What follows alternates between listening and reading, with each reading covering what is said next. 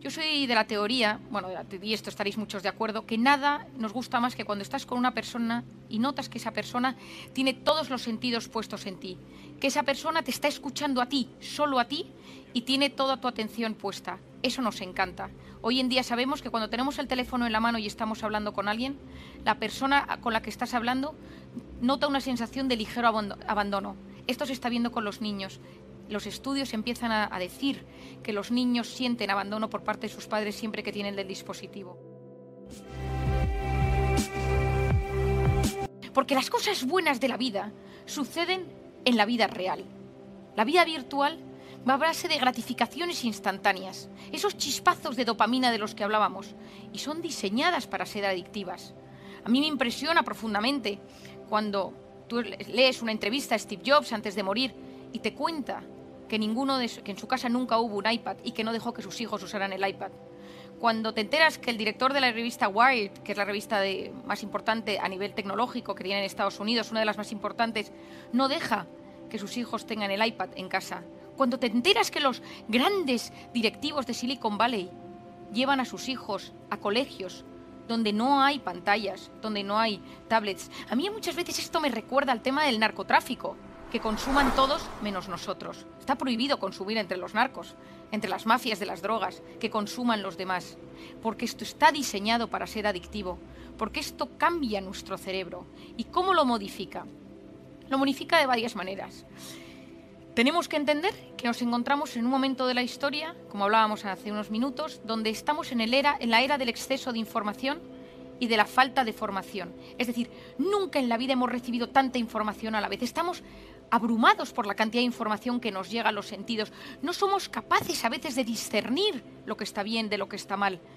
Yo llevo mucho tiempo diciendo que hay que educar a las nuevas generaciones en tener la capacidad de filtrar lo que es bueno de lo que no es bueno, de estudiar. Hay mucha gente que piensa que es mejor que todo sea digital porque ha sustituido, pero es que hoy en día los estudios dicen que somos una sociedad menos capaz intelectualmente que generaciones anteriores. ¿Por qué?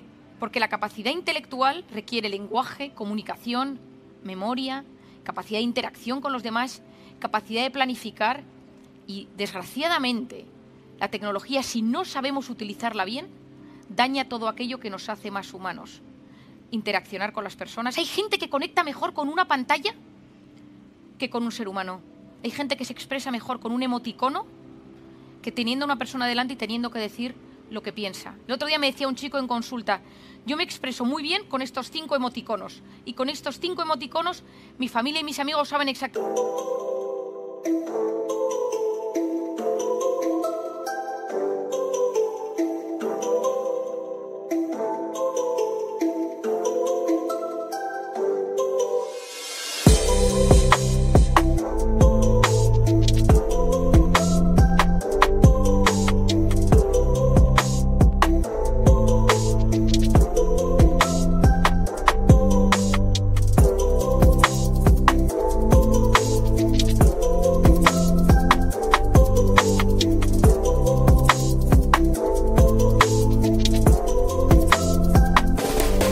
Lo que quiero decir. Ahora, no me hagas describir lo que es cada uno de estos emoticonos en palabras porque no sé hacerlo.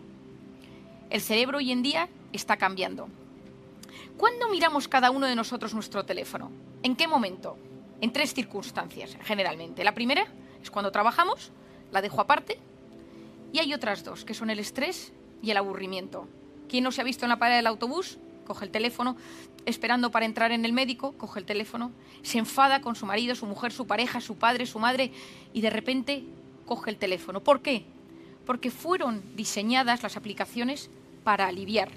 Es decir, la aplicación, la pantalla fue diseñada para generar alivio en nosotros mismos y todos hemos experimentado ese momento en el que estamos cansados, estresados, no podemos más y necesitamos la pantalla, sea meternos en un portal de noticias para ver deportes, sea en una página para comprar ropa, sea en una red social de fotos, en Instagram, Snapchat, la que sea, porque de repente no sabes por qué, te sientes mejor. ¿Por qué? Porque esto está diseñado para aliviar. El estrés y el aburrimiento son básicos en el ser humano. Yo esto muchas veces lo explico a los padres cuando me preguntan información sobre sus hijos. Y una de las cosas que les digo, que para mí es súper importante, es que las personas que hoy en día triunfan en la vida, y cuando digo triunfan es que son dueños de su vida, que mantienen un cierto equilibrio interior, que conectan de forma sana con lo que les sucede, son las personas que saben gestionar su estrés y su aburrimiento.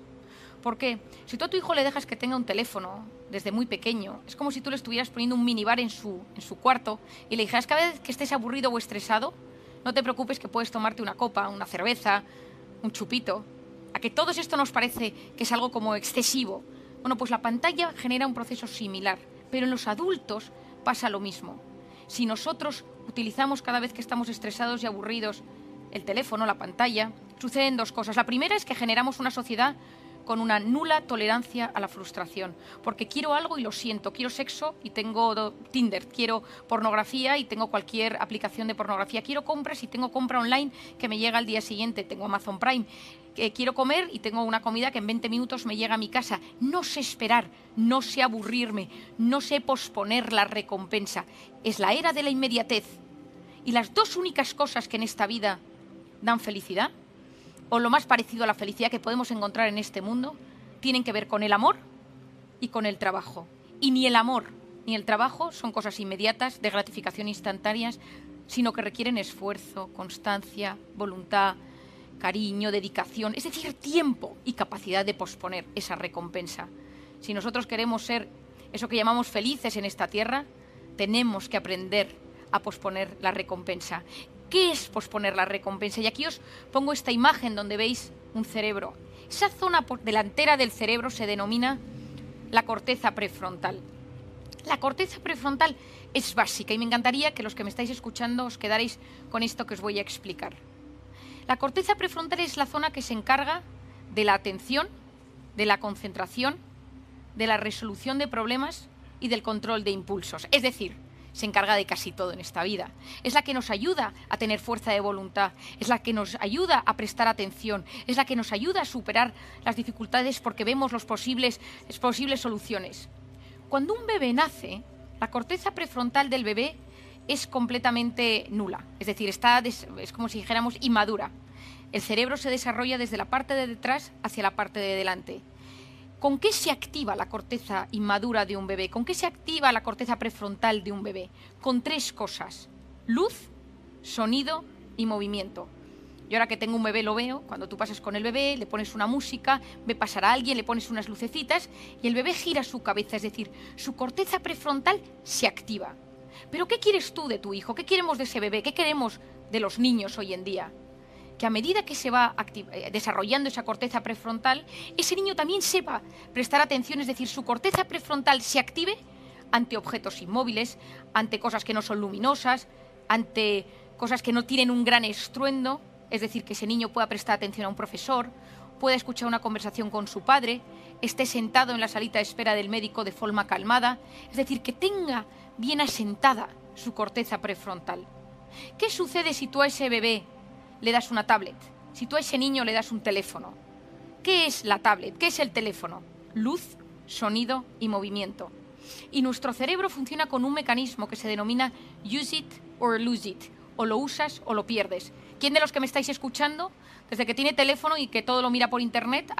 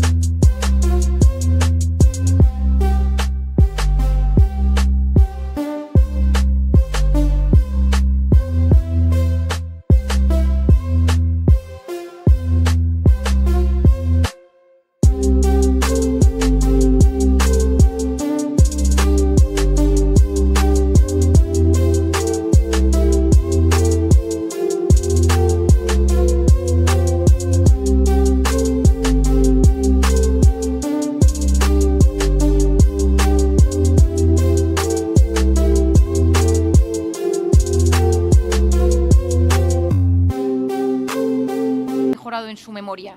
Ninguno, porque a medida que nosotros utilizamos Internet, Wikipedia para todo, nuestro hipocampo, que es la zona del cerebro que se encarga del aprendizaje, se va haciendo más pequeño. ¿Quién de nosotros se orienta mejor ahora que hace 10 años? Ahora que tenemos Google Maps, Waze o cualquier aplicación para ubicarnos en el mapa. Ninguno. Porque nuestro cerebro, cuando menos lo estimulas desde dentro, las zonas de ese cerebro se empiezan a atrofiar y a funcionar peor. Pues con la corteza prefrontal sucede lo mismo. Si yo solo activo la corteza prefrontal con luz, sonido y movimiento externo, mi corteza prefrontal no va a madurar de la forma adecuada. Y lanzamos una generación, que es la generación que estamos viviendo, con nula capacidad de prestar atención, ninguna capacidad de concentración, con una enorme, con cero tolerancia a la frustración, con mucho descontrol de impulsos, y tenemos a un 10% de la población del primer mundo tratada psiquiátricamente con medicamentos para el trastorno por déficit de atención e hiperactividad. Déficit de atención y falta de control de impulsos. Es decir, falla mi corteza prefrontal. Es decir, esa corteza prefrontal que es básica para posponer la recompensa, para ser capaces de tomar decisiones, la vamos teniendo cada vez con un peor funcionamiento. Los que triunfan hoy en día son los maestros de la atención.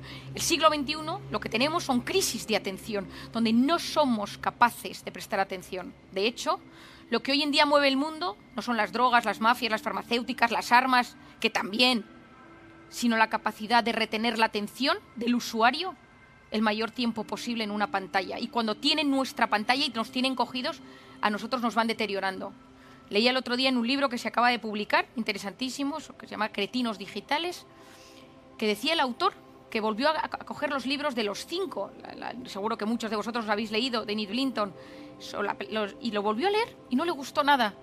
Y fue a buscar los libros que él tenía en su casa cuando era pequeño, y una de las cosas que vio fue que esos niños, que ese libro tenía un 40% menos de vocabulario, un 15% menos, habían reducido las frases para que la gente lo entendiera peor y mejor, y habían quitado las descripciones, porque los niños no se paraban a leer las descripciones. Ojo con lo que estamos haciendo. Me diréis, ideas. Yo os recomendaría como psiquiatra, y lo que estoy intentando recomendar un poco a todo el mundo, que creo que nos puede ayudar para fortalecer nuestro cerebro, porque necesitamos llegar con un cerebro lo mejor posible a nuestra vejez. Porque los datos de futuras demencias, de problemas cognitivos, de depresiones, de trastornos mentales, va increciendo en los últimos años. Lo primero, quitar las notificaciones, que nada se encienda en mi teléfono. Si yo quiero algo, soy yo quien me meto en el teléfono, no el teléfono quien me dice que me tengo que meter, porque si no es el teléfono quien me domina, es la pantalla. La corteza prefrontal me tiene completamente aplanado, nula creatividad, nula capacidad de responder a los estímulos. Es decir, si yo consiguiera que una décima parte de los que me escuchéis quitaras las notificaciones, los primeros días miraréis muchísimo más el teléfono y a los 4 o 5 días os daréis cuenta que vivís muchísimo más en paz. Lo segundo es disminuir el uso de la red social más activa, que suele ser Instagram. Que de repente digamos máximo 15 minutos, media hora, una hora según cada uno al día. ¿Por qué? Porque nadie se mete en Instagram para mirar una foto en particular de una cosa, sino que está diseñada para engancharnos cada vez más. Ya sabemos que a través de la dopamina, de la gratificación instantánea, que está diseñada para ser así. La tercera es intentar poner de vez en cuando el modo avión. Yo soy de la teoría, bueno, y esto estaréis muchos de acuerdo, que nada nos gusta más que cuando estás con una persona y notas que esa persona tiene todos los sentidos puestos en ti, que esa persona te está escuchando a ti, solo a ti, y tiene toda tu atención puesta. Eso nos encanta. Hoy en día sabemos que cuando tenemos el teléfono en la mano y estamos hablando con alguien, la persona con la que estás hablando nota una sensación de ligero abandono. Esto se está viendo con los niños. Los estudios empiezan a decir que los niños sienten abandono por parte de sus padres siempre que tienen el dispositivo. Seamos capaces de soltarlo para dar buen ejemplo a nuestros hijos y que noten que estamos con ellos. Para eso, una de las frases que más repetí en el confinamiento fue: si no puedes salir fuera, métete dentro. Y analiza tu interior, conecta con tu interior, medita, reza si tienes creencias, busca lo mejor que llevas dentro. Hoy en día todo está fuera, no tenemos tiempo para frenar, para parar, para analizar nuestro interior. Y muchas veces si cortamos esa hiperestimulación, ese exceso de información que nos llega, alcanzamos la serenidad. Y no conozco a nadie, yo he leído mucho a lo largo de mi vida, que haya descubierto nada importante en un momento frenético de hiperactividad o de hiperestimulación. Tanto alguien que estaba debajo de un árbol y vio cómo caía una manzana, Aristóteles paseando por los jardines de Grecia. Todos los grandes descubrimientos de la historia han sido en momentos de paz, de serenidad, en momentos de calma. Quien logra serenidad en lo pequeño adquiere fortaleza para la adversidad.